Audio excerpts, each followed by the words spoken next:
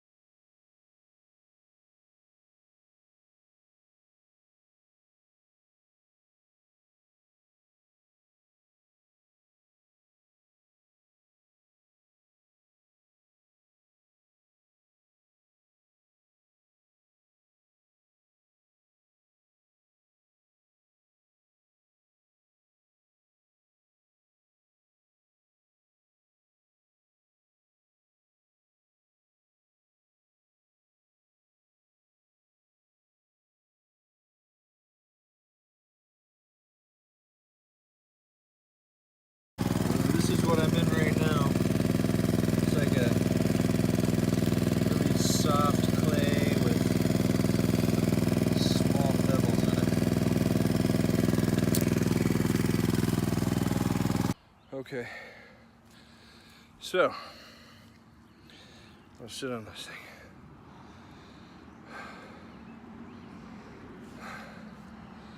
What is that? A little mud. Psh. My wife, who's as brilliant as she is beautiful, taught me that if you make little goals for yourself, little milestones, and you can achieve them, it helps keep you motivated, and it's kind of a reward system. So thanks, babe, for that. And I got past that huge rock and we're at 45 feet. So I'm happy about that. Nice ice cold one. And I need to eat something. And I need some bug spray. Because you know, one 68-degree day and apparently they all want to come out. So I'm taking a break. That took 50 minutes to go 5 feet. So I think we've been averaging about 5 feet an hour, if you're wondering. And we've got some nasty clay and some gravel and some big rocks, and you know, it's just going to depend on your soil in your area if you try this. At my other house, I want to say I got like 10 feet an hour. Then again, it was 10 years ago, so I might have something to do with it. Anyway, I gotta get some food in me. I'm hoping to hit 50 feet tonight, we'll see. That's my goal. And I've hit a lot of really big rocks, so the good news is I went through about 10 feet of sand to get there, so, and the hole is starting to take in water, so when I shut the mud pump off, it actually sucked this flat, my entire supply pipe. So I know the hole is taking water, which is a good sign too, that you're probably in the water table. It's not as deep as I wanted it, but if I can get good water out of 60 feet, then I'm gonna take it. Really can't go any farther, like I said, because I had a lot of big rocks, and they're probably about 2 to 3 inches, and there's several of them. So I am preparing the well screen right now, and using a 4-inch drain line. I'm cutting in a whole bunch of little slits, and I'm gonna go 5 feet, so half of this pipe. A nice big well screen. I want to be nicely positioned in that sand layer. And then I'm going to put a gravel pack around it, and I'm going to flush it. So I'll get some footage of that. So I'm using this old rusty saw to cut my holes. The reason I'm using this is because it's so thin. I want these holes real small. I could use a circular saw or a hacksaw or something, but I don't want these slits very wide because I don't want all the sand and stuff getting through there. So I'm trying to make the holes as small as possible. I'm doing about inch and a half on both sides. So I want 5 feet up on one side and just kind of rolled it over and do 5, same thing on the other side. Now we'll cap it. Don't forget the cap. So we'll be sucking everything from the bottom. So when we're sucking from our well, it's going to suck through these slits. All right. I'm using Charlotte pipe, made in good old US of A. So shout out to you folks over at Charlotte Pipe, and make PVC pipe all over the US. That'd be something to go down and see that. Probably not what you expected your drain, PVC sewer drain pipe to be used for, but. All right, so I got the 4-inch casing down the hole, but it did not go down easily. I actually had to use the tractor to push it down there. And the problem with that is it doesn't leave any room for a gravel pack, and the well screen is now all plugged with clay. So I think I'm gonna have to pull that out if I can with the tractor. And I added on about 1.5 inches these tabs right here, and welded on these tabs.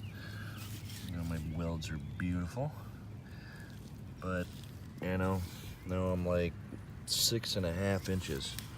I'm gonna try to bore from the almost 5 inches I had to like 6.5. So let's see if I can get that 50 feet of liner out of the ground without completely destroying it. I have my doubts, but I don't think I can really use it the way it is, so here we go.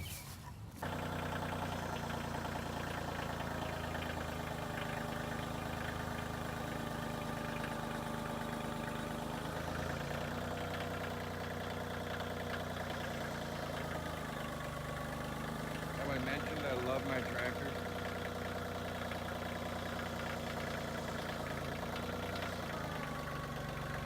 Look at that, pulls it out like it's nothing. Like 20 feet out already.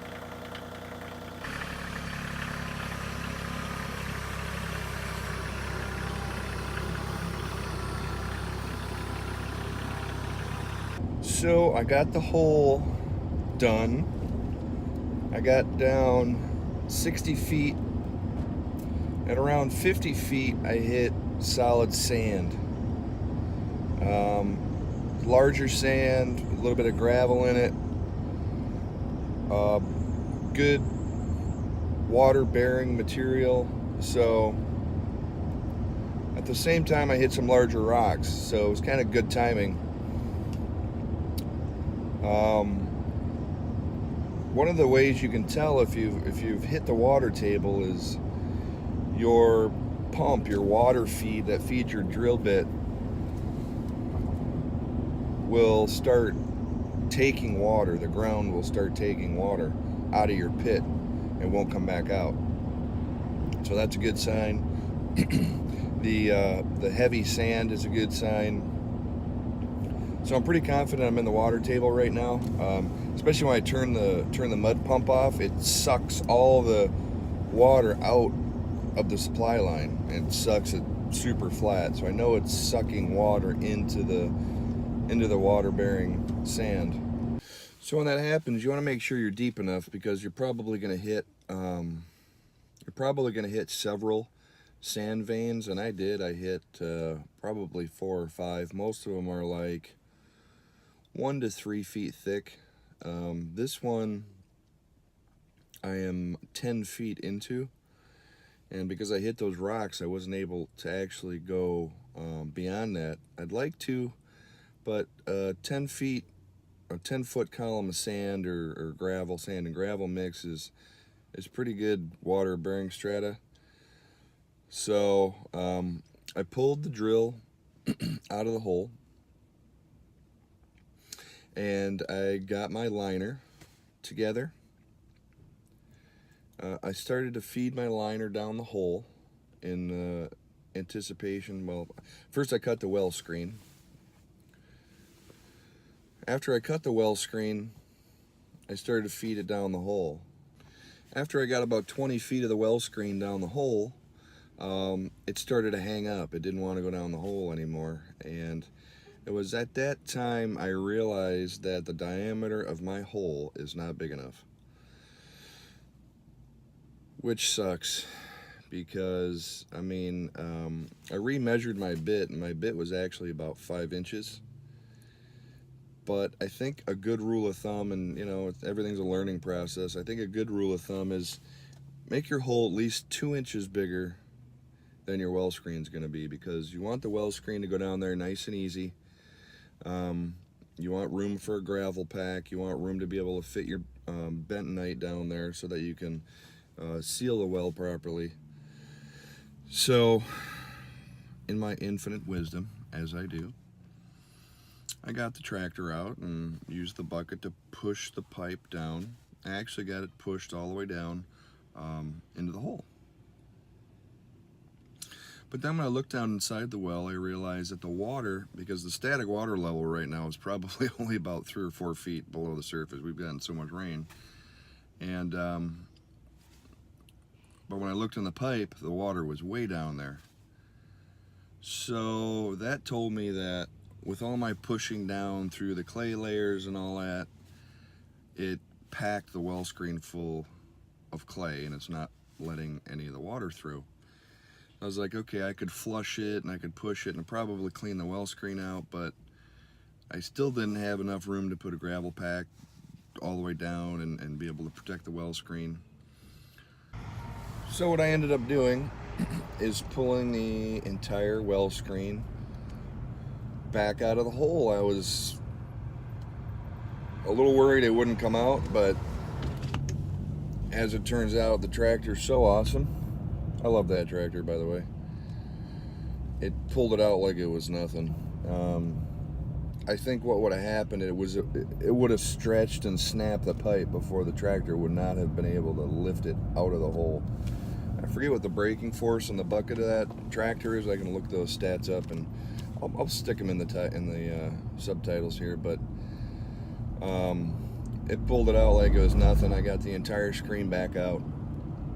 So what I ended up doing was adding 1.5 inches on each tab of the drill bit. I had welded another piece of metal onto the existing flanges, grinded it down, sharpened it up. So 1.5 inches on all the tabs. Across, that gives me another 3 inches.